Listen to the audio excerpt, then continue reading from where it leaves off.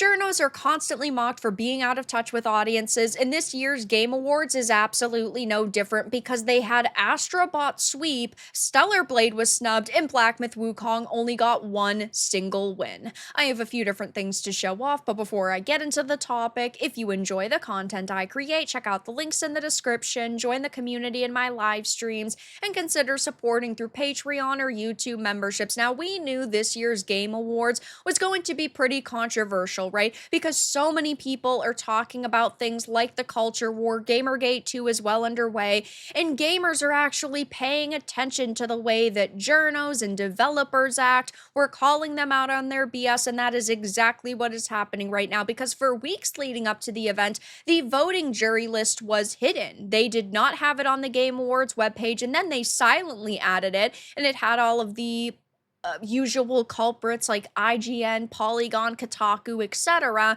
And now that we have this event being over for 2024 and we see what actually won, it is mind-boggling. Now, Astrobot was a really good game. I played it. I live streamed a full playthrough. I thought it was really fun. It was not higher than an 8 out of 10 though.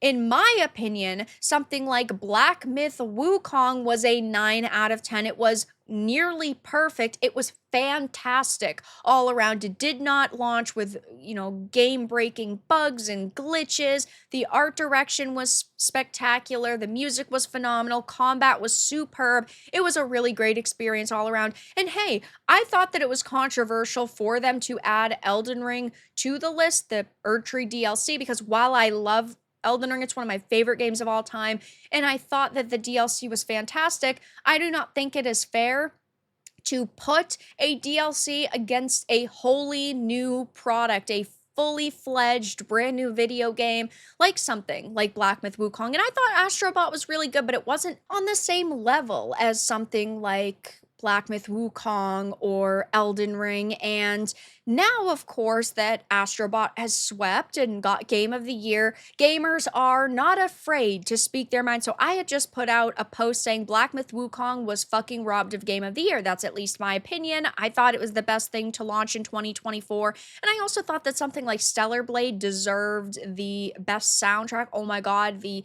sound was superb in that game. It was so amazing. If you haven't actually listened to that soundtrack, I highly recommend it.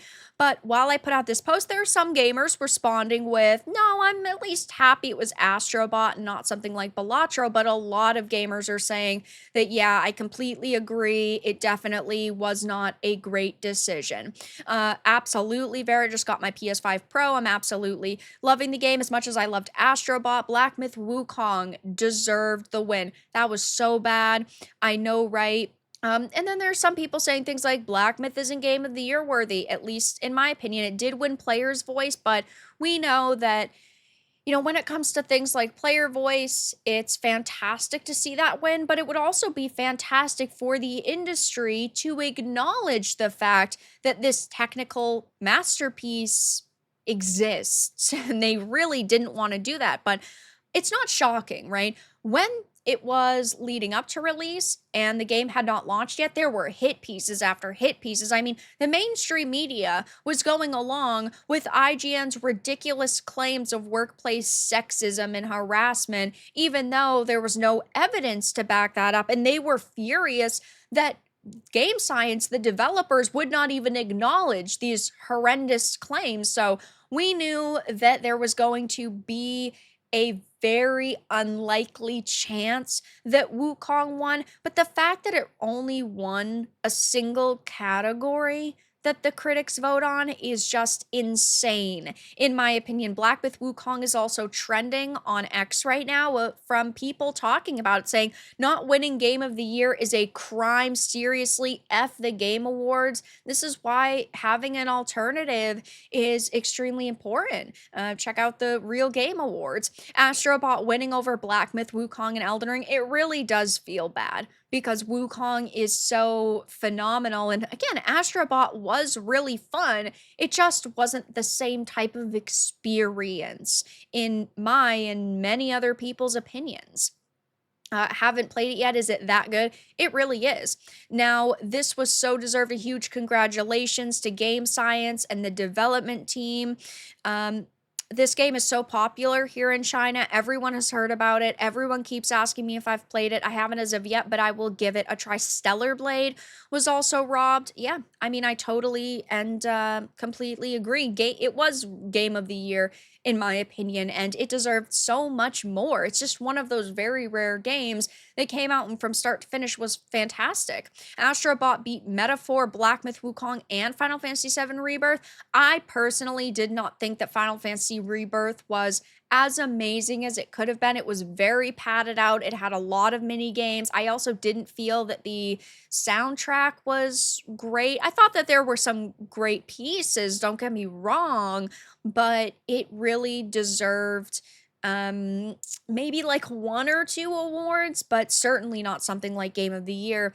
People are also saying, yep, Black Myth was completely robbed. It will and should win Game of the Year. Ooh, feels bad, man, because I think so many people were really hoping that this was going to win, not because of the culture war, but because it was a genuinely fantastic experience. I know that there's so many people on social media already saying, oh, you only wanted Black Myth Wukong to win because of the culture war. That's absolutely fucking ridiculous. Sure, I can't sit here and say, oh, it didn't factor in at all whatsoever, right? But it's important to point out that I am live streaming all of these games and I'm forming my own opinion while I am on a stream. I can't pretend to love something that I hate or pretend to hate something that I love. You can see the enjoyment or the dissatisfaction in my face. You can tell by the way I'm talking and kind of the tone of my voice if I'm really having fun and I'm laughing and giggling, or if I'm not having fun and I'm like leaning back in my chair and I'm bored, or if a part of the game is frustrating. Like,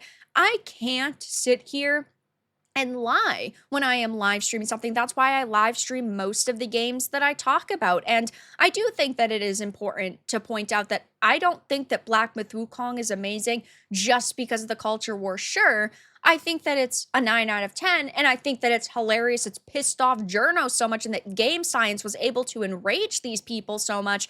But at the end of the day, I just thought it was a really great game, and clearly so many people do too. That's why it won Player's Voice, and it deserved so much more, at least in my opinion, and clearly a lot of other people generally agree. Now, there are a few more announcements that I'm going to be talking about over the next day or two, like the Naughty Dog Intergalactic game, because that is already being ratioed, and Naughty Dog is locking down the comment sections on their teaser, which is hilarious because they're such softies.